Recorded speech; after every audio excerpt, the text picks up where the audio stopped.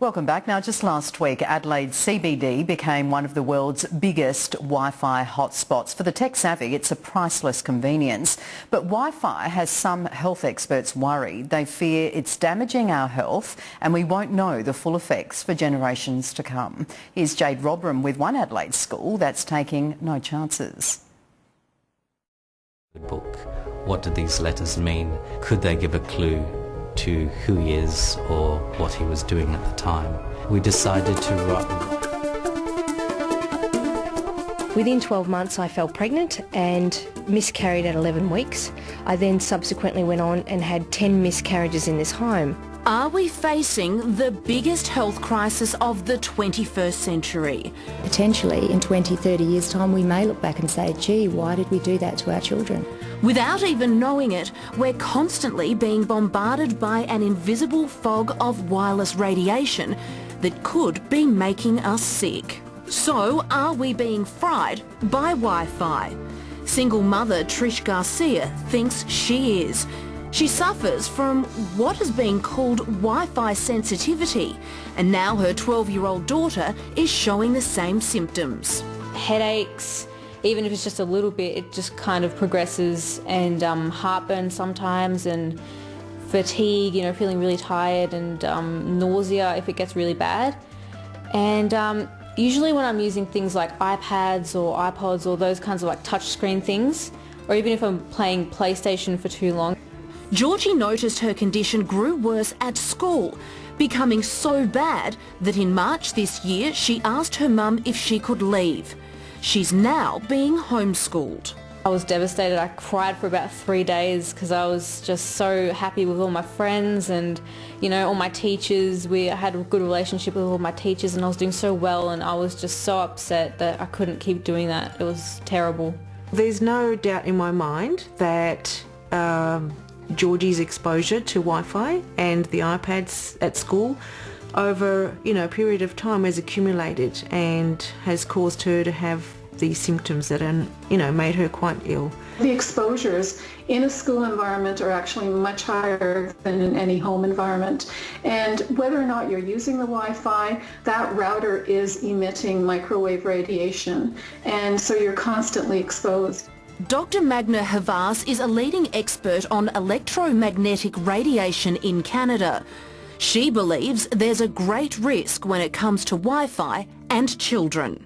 It's an emerging health issue because we've got evidence now that it's been linked to cancers, to reproductive problems, to electrohypersensitivity, to heart palpitations. So we're really dealing with a tsunami.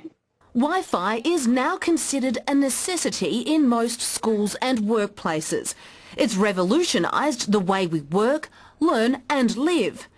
Even though Wi-Fi emits low-rating radiation waves, the problem is it's everywhere. Progressive countries like France, Russia, Israel, Italy, China, Switzerland, their exposure standards are 100 times lower than what's allowed in Australia. A former NASA scientist mapped transmission waves across Washington DC. The city is covered. Many of us go about our days unaffected. But those that are, like Nicole Bijlsma, it can be life-changing for all the wrong reasons. To have 10 miscarriages, you're like, just what is going on? Look, miscarriages are emotionally and physically exhausting. Her body was being affected by radiation sensitivity. Yes, I do believe that the AC magnetic field we were sleeping in as a result of being on the other side of the wall of the meter box had contributed to the miscarriages. Nicole moved house and is now a happy and healthy mother of 3. She's also the author of Healthy Home, Healthy Family and is campaigning to have Wi-Fi removed from schools. There's no complicated logging, you don't need to do anything, you just simply find the SSID, click and away you go. Last week, internet provider Internode, the state government and the City Council launched a multi-million-dollar initiative to make Adelaide's CBD the biggest Wi-Fi hotspot in the world. This is the largest public network in the country, and credit to the state government, City Council, for having the vision and I guess to take the city into the 21st century. Not having technology as a focus means that our children are thinking in a much more responsible and productive way. One place that switched off its Wi-Fi connection is Upper Sturt Primary School. Principal Barb Jones. There's not enough evidence that Wi-Fi is completely safe at this stage. We haven't had it long enough. It was very difficult to find a school that was Wi-Fi free. Tony Glab, mother to Alexander and Christina, was adamant she wanted to send her son to a Wi-Fi free zone after learning the World Health Organization classified it as a potential carcinogen. We have those lessons from history where we know that governments take often decades to respond and act in the interests of public health and safety, and that's clearly shown with asbestos and smoking and lead. So once again, this is one of these issues that potentially in 20, 30 years' time we may look back and say, gee, why did we do that to our children? Students still have the use of computers, but they're hardwired, which means no radioactivity is emitted. We wanted our children to understand that computers are a tool. They're not the first part of research. They don't have to be. It's an idea that countries like France, Russia, Italy, China and Switzerland implemented in schools, kindergartens and daycare centres years ago.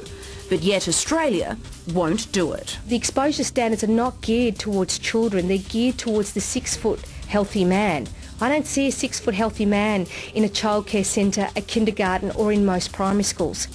Australia's Wi-Fi safety guidelines haven't been updated for more than 10 years, since the introduction of smartphones, tablets and the rollout of wireless internet in schools. The government declined our interview request, but previously they've admitted that it can't be 100% sure there are no long-term health effects. The Australian Radiation and Nuclear Safety Agency represents the government and they issued us with this statement. There is no established evidence that the exposure to low levels of radio frequency electromagnetic energy from Wi-Fi adversely affects the health of children. Of course there's low evidence because it is unethical to put a mobile phone or a smart meter near a child's head and study its impact. What ethics committee will give you approval to actually do the research on children? And we are conducting a poll on our website. The question we're asking is, should children be exposed to Wi-Fi in schools? We'll be back with more in just a moment.